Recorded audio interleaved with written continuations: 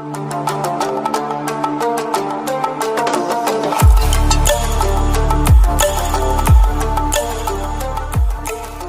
से लगातार दिल्ली में टैक्स बढ़ाने को लेके भारतीय जनता पार्टी हमलावर है और ऐसा लग रहा है कि जैसे वो इस मौके के इंतजार में थे कि बस कोई मौका मिले, बस तलवार लेके जुट जाओ।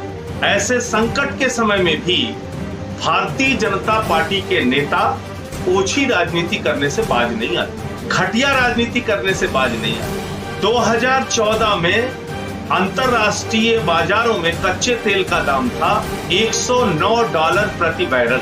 आज कच्चे तेल का दाम अंतरराष्ट्रीय बाजारों में 35-34 रुपए प्रति बैरल है, लेकिन डीजल और पेट्रोल का दाम जैसे का तैसा, उसमें कमी नहीं आई। यानी सेंट्रल गवर्नमेंट, केंद्र में बैठी हुई भाजपा सरकार ज्यादा से ज्यादा टैक्स ले रही है। वो कच्चे तेल का दाम कम होने पर हिंदुस्तान में तेल के दाम कम नहीं करती, उसके बाद देश की मीडिया कोई सवाल नहीं खड़ा करेगी। लेकिन कल से दिल्ली में जैसे ही पेट्रोल डीजल पे टैक्स बढ़ा, हल्ला मचाना शुरू कर दिया। बिल्कुल न्यूनतम स्तर पे आ चुका है कच्चे तेल का दाम अंतरराष्ट्रीय बाजार में, $35 प्रति बैरल आ चुका है। तो आपने 3-4 गुना पेट्रोल डीजल के दाम हिंदुस्तान में घटाए क्या? आज की तारीख में उस हिसाब से तो 10-11 रुपए में पेट्रोल मिलना चाहिए और 7-8 रुपए में डीजल मिलना चाहिए। आप बेच रहे हैं क्या हिंदुस्तान के अंदर? नहीं कर रहे हैं। और दिल्ली, जब ये कोरोना का संकट आया, 10 लाख लोगों को प्रतिदिन दोनों वक्त की रसोई चलाने का काम दिल्ली राज्य कर रहा है। मजदूरों के खाते में 5-5 हजार रुपए देने का काम दिल्ली राज्य ने किया। ऑटो वालों को, ई रिक्शा वालों को 5-5 हजार रुपए उनके खाते में देने का काम। नर्सेस को सुविधा, डॉक्टर्स को सुविधा उपलब्ध कराने की बात हो, हमने उसमें कहीं कोई कटौती और कमी नहीं रखी।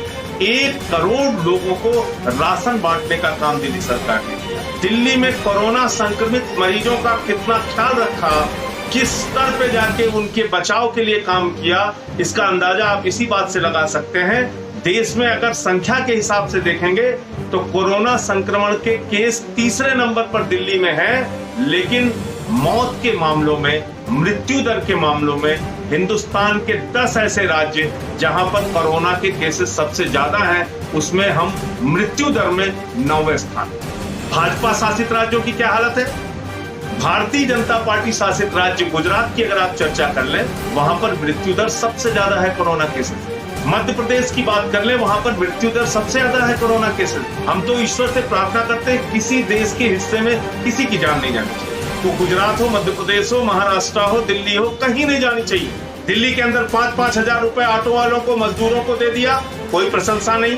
पेंशन 2 गुना कर दिया, कोई प्रशंसा नहीं। 10 लाख लोगों की 2 वक्त की रसोई चलाई, सारे एमएलए, सारे हमारे पार्षद, सारे पार्टी के नेता सब लगे हुए हैं लोगों को राशन पहुंचाने में, लोगों की मदद करने में। कोई प्रशंसा के एक शब्द नहीं।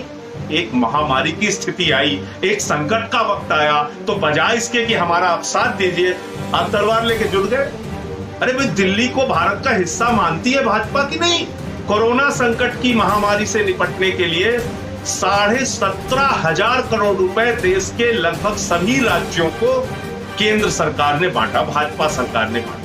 लेकिन जिस राज्य को संबित पात्रा कहते हैं कि वहां घनत्व के हिसाब से सबसे ज्यादा संक्रमित मरीज है, उस राज्य को आपदा प्रबंधन कोष से 1 भी रुपए की मदद भाजपा सरकार नहीं करती और एक भी भाजपा का सांसद, एक भी भाजपा का नेता इस पे सवाल नहीं करता। तो ये जो एक मानसिकता है भाजपाइयों की, इसको बदलने की जरूरत है। पुलिस वालों की, जो काम करने वाले कर्मचारी हैं, उन कोरोना योद्धाओं की डीए आप काट लोगे, आपके ऊपर कोई सवाल नहीं उठाएगा। पेंशन धारक बुजुर्ग लोगों की डीए आप काट लोगे, आप पर कोई सवाल नहीं उठाएगा। हमने आपसे नहीं पूछा कि हरियाणा में पेट्रोल डीजल का दाम क्यों बढ़ा दिया गया।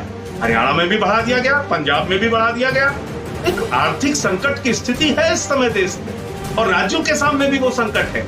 इसको समझने के बजाय, उस पर कुछ बात करने के बजाय, किसी अच्छे काम की सराहना करने के बजाय दिन रात खाली आलोचना, निंदा, आलोचना, निंदा।